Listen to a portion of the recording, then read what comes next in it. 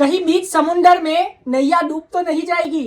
वायनाड में ऐसा कुछ हुआ जो कि वायनाड के इतिहास में कभी नहीं हुआ है।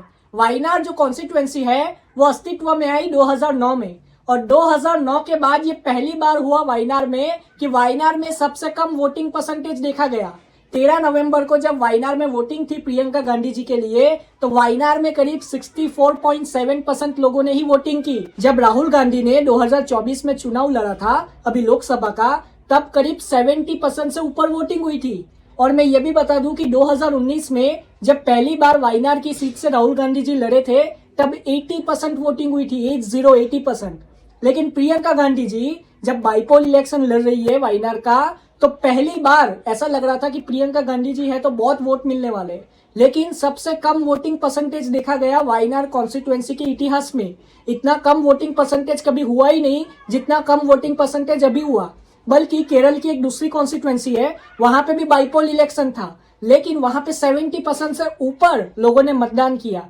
तो आप सोचो कि वायनाड में कम लोगों ने मतदान क्यों किया, क्योंकि ये भी प्रियंका गांधी जी का पहला इलेक्शन है। जब राहुल गांधी जी ने पहली बार वायनाड सीट से चुनाव लड़ा था तो 80% लोगों ने वोटिंग की थी, लेकिन जब प्रियंका गांधी जी पहली बार चुनाव लड़ रही है तो सिर्फ 64% लोगों ने वोटिंग की, और वो भी सबसे कम वोटिंग है वायनाड के इतिहास में।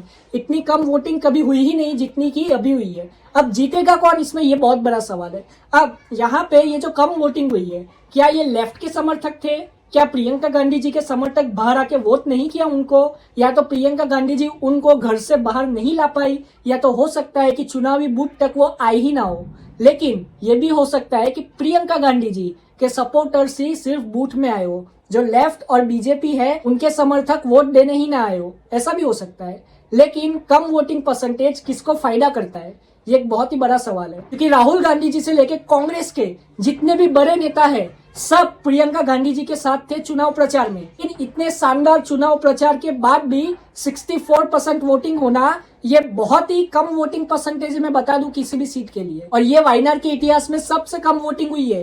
23 नवंबर को रिजल्ट आने वाला है, इसीलिए अब सब अपनी सांस थाम के बैठे हैं कि रिजल्ट क्या आएगा, क्योंकि जो भी रिजल्ट आएगा वो बहुत ही दिलचस्प होगा। हो सकता है कि प्रियंका गांधी जी का जो लक्ष्य था कि वो 5 लाख वोटों से जीतेगी वायनाड में, वो नहीं पूरा हो सकता है कि 1 लाख वोट, 80,000 वोट से वो जीते, क्योंकि वायनाड में वोटिंग परसेंटेज कम हुआ है। अब हो सकता है कि लेफ्ट को ज्यादा वोट मिले हो, या बीजेपी को ज्यादा वोट मिल गए हो, या तो ये भी हो सकता है कि प्रियंका गांधी जी को वोट तो मिले लेकिन वो बहुत ही छोटे मार्जिन से वायनाड की सीट जीते। अब मैं बता दूं, जब राहुल गांधी जी एमपी बने थे 2024 में वायनाड के, उसके बाद लैंडस्लाइड आई थी, और उस लैंडस्लाइड में बहुत सारे लोग बेघर हो गए और बहुत सारे लोगों ने अपनों को खो दिया। बहुत सारे लोग मारे भी गए उस लैंडस्लाइड में, क्योंकि वो लैंडस्लाइड बहुत ही भयंकर थी।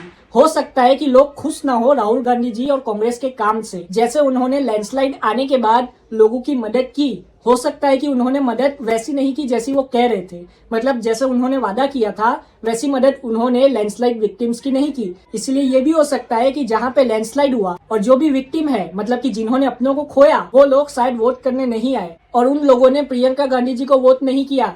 लेकिन मैं यहाँ पे बता दूं कि प्रियंका गांधी जी का जीतना बहुत ही जरूरी है वायनाड की सीट से, तभी वो एमपी बन के पार्लियामेंट में जाएगी। और कोई भी नहीं चाहता गांधी परिवार में से कि प्रियंका गांधी जी अपना पहला चुनाव ही हार जाए, क्योंकि गांधी फैमिली में से कोई भी ऐसा नहीं है जो कि अपना पहला चुनाव हारा हो। अपना पहला चुनाव गांधी फैमिली में से जो भी लड़ा है वो जीता ही है। अब ये आने वाला वक्त ही बताएगा कि वायनाड का रिजल्ट क्या आता है। आप अपनी राय कमेंट में जरूर बताएं। जय हिंद।